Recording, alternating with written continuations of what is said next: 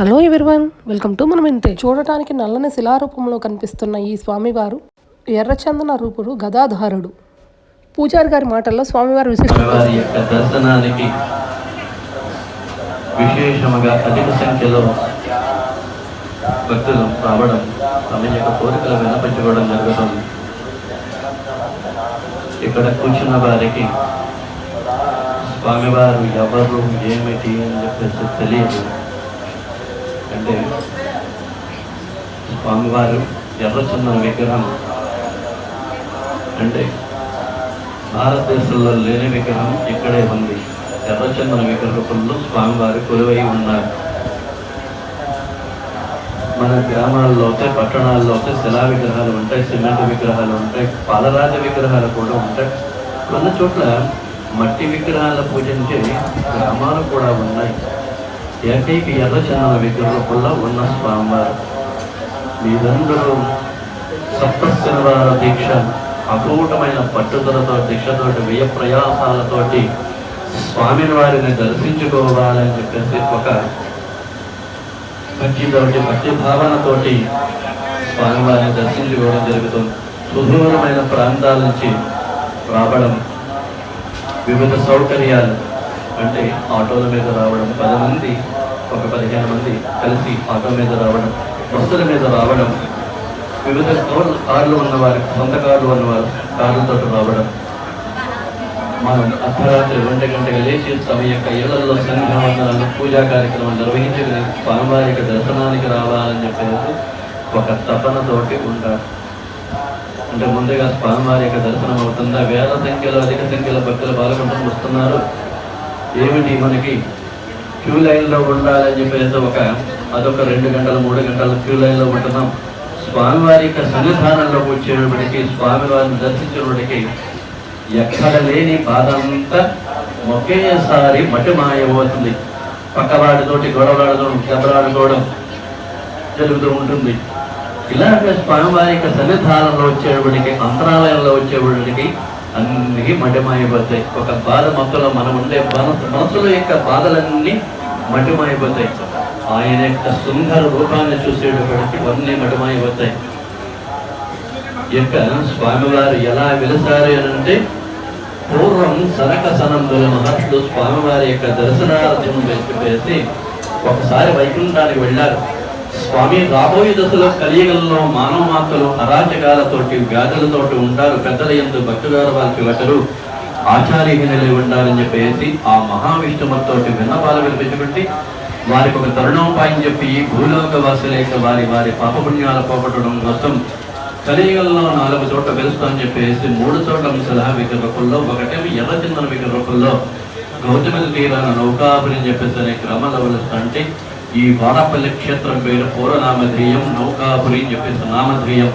నౌక అంటే వాడ, ఓ అల్లా వాయింది, వాడపల్లి క్షేత్రం కింద ఏర్పడింది. అంటే నౌక అంటే సంసారము ఒక నౌక లాంటిది.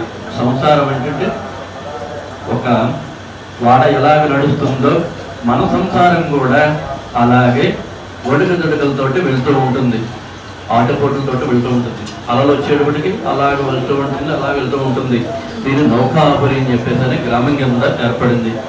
ఈ వాడపల్లి క్షేత్రంలో వెలుస్తాండి స్వామి ఏం చేశారంటే, ముందుగానే నాసికాత్రయంబకం గోదావరి పుట్టిన చోట ఎర్రచందనం అని చెప్పేసి వృక్షరూపంలో ఒక ముత్యవంతాన తాను ఏర్పట్టుకుని, దేవతలు కానీ, మహర్షులు కానీ, కలియుగంలో మానవ మాతలు కానీ ఎవ్వరూ చెక్కబడకుండా ఆ ప్రతిరూపానికి ఏం చేశారంటే, మహర్షులు అర్చనాల కింగరియాల పూజ చేసి ఒక చందన పేటుకలో పడుగు పెట్టేసి నదిలో వదిలిపెట్టారు. అది అలాగా కాలక్రమేణా కొన్ని యుగాల బడికి, త్రేతాయుగం, కృతయుగం, ద్వాపరయుగం, కలియుగంలో వచ్చేవాడికి ఈ స్వామివారి ఇసుకలో కప్పడిపోతే, ఒకరోజు గ్రామస్తులకి, భక్తులకి స్వప్నంలో కనబడి, నేను ఇసుకలో కప్పడిపోన్నాను, నన్ను తీసి ఈ ఆలయ నిర్మాణం అర్చనాల కింగరియాలతో నన్ను తొలుస్తూ ధరించనంటే, వీళ్ళ ఆరోగ్యం వెళ్తే వారికి ఎక్కడ కనబడపోతే వారి నిరాశతోటి వెనక్కి తిరిగి వచ్చేస్తారు.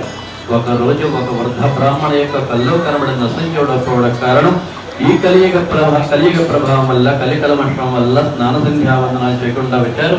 మీరు శుచిగా రాలేదంటే ఎంత ప్రచారం చేస్తుందో తెలుసుకుని, నా నిదర్శనం ఏంటంటే, ఎక్కడ ఉంటే కృష్ణ గ్రంథ వాలింటుందో, గరుడ పక్ష వాలి ఉంటుందో అక్కడ ఉంటానని చెప్పేసి ఆ వాలి చోట వెళ్ళి తవ్వి చూడగా ఒక చందన పేటకు లభించేది ఒక యోగ్యతమైన శిల్పశాస్త్రకారుడితోటి ఆ పెట్టెను విడగొట్టించబడికి స్వామివారి విగ్రహం అమ్మవారి విగ్రహం బయటపడింది. మేళతాళాల వాయిద్యాలతోటి స్వామివారిని అమ్మవారిని తీసుకుని వచ్చారు. ఈ ఆలయం ఈ గ్రామం కూడా ఇంకా కిందకు ఉండేది గోదావరి తీరాన్ని ఉంటే ప్రతి సంవత్సరం నది విస్తీర్ణం అవుతాయి. ఆలయం ఈ గ్రామం కూడా కోతకోతారు. ఈ స్వామివారి ఒకటి వచ్చి ప్రతిష్ఠ చేశారు.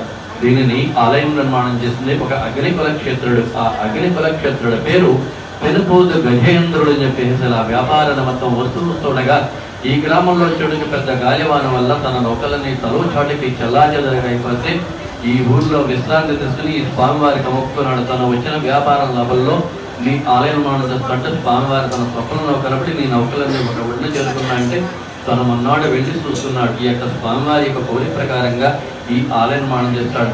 ఇదంతా పెద్దాపుర సంస్థానం రాజా వంతబాయ తిమ్మచంద్ర అని చెప్పేసి 1759 సంవత్సరాల యొక్క స్వామివారి దర్శించుకోవడం. యొక్క స్వామివారి దర్శించిన తర్వాత స్వామివారికి విలువైన కాలిక భూములు 270 ఎకరాల పట్ల మహారాజా వచ్చారు. ఆలయ అర్చకులకి మొత్తం అన్ని వర్ణాల వారికి వచ్చి వీరందరికీ స్వామివారి ప్రతిరోజు కైంకర్యం చేస్తున్నలాగా వారి వారి కార్యక్రమాలు చేస్తున్నలాగా సంవత్సరానికి ఒకసారి పలసారి బీజలాగా ఈ యొక్క స్వామివారి యొక్క కళ్యాణ ఉత్సవం ప్రతి సంవత్సరం చైత్రశుద్ధ ఏకాదశి రోజున శ్రీరామమిళ్ళ 3వ రోజున స్వామివారి యొక్క కళ్యాణ మహోత్సవం అత్యంత వైభవోత్సవంగా జరపబడుతుంది. రాష్ట్ర నలుమూర్తి లక్షలాది మంది యొక్క స్వామివారి యొక్క కళ్యాణం కోసం కలిగించడానికి వస్తుంటారు. ఇది కలియుగంలో 2వ స్వామివారిగా పిలుస్తారు. ఈ స్వామిలకు ప్రత్యేకత ఏంటంటే ఎక్కడ వస్తాయి వెంకటేశ్వర స్వామి వారికి గద ఉండదండి. ఎప్పుడైనా చూస్తారా? ఎప్పుడైనా కదా చూస్తారండి. వెంకటేశ్వర స్వామి వారికి శిలా విగ్రహాల దగ్గర గద ఉండదు. ఇక్కడ మాత్రమే శంఖం చక్రం గదాధరుడై ఏం చేస్తారు. కుడి భాగంలో లక్ష్మీ సమేత లక్ష్మీగా ఒక పక్కన అమ్మవారు ఉంటుంది, పక్కనేమో భూదేవి అమ్మవారు ఉంటుంది. శ్రీదేవి భూదేవి సమేత శ్రీ వెంకటేశ్వర స్వామి వారు. ఇక్కడ ఈ స్వామిలకు ప్రత్యేకత అంటే క్రమం తప్పకుండా 7 శనివారాల స్వామిని వరుసగా దర్శించుకుంటే అనుకున్న కోరికలు నెరవేర్త మహిమానమైన స్వామివారు. ఇక్కడ వచ్చే భక్త జనసంఖ్య 50 నుంచి 60 వేల మంది దాకా ప్రతి శనివారం స్వామివారి యొక్క దర్శనానికి రావడం జరుగుతుంది. తమ యొక్క కోరికలు వినిపించుకోవడం జరుగుతుంది. ఈ స్వామివారి యొక్క చరిత్రని మీ బంధువులకి, మిత్రులకి, స్నేహితులకి అలా పొరుగు వారికి చెప్పుకుంటూ వెళ్ళి మన కోరికలు తీర్చే కుంగ బంగారంగా వాడపల్లి క్షేత్రంలో వెళ్తాడని చెప్పేసి చెప్పుకున్నామో వెంకటేశ్వర మరో తిరుమల అవ్వాలని చెప్పేసి కోరుకుంటూ ఒక చిన్న మనవి, చిన్నపిల్లలకి సెల్ ఫోన్లు మాత్రం ఇవ్వద్దండి దయచేసి. ఎందుకయ్యా అంటే మీరు ఏ సంకల్పంతో అయితే 7 శనివారాలు చేస్తారో స్వామివారు ఆ సంకల్పాన్ని తప్పక నెరవేరుస్తారు. ఈ ఆలయాన్ని కోనసీమ తిరుమల అని కూడా పిలుస్తారు.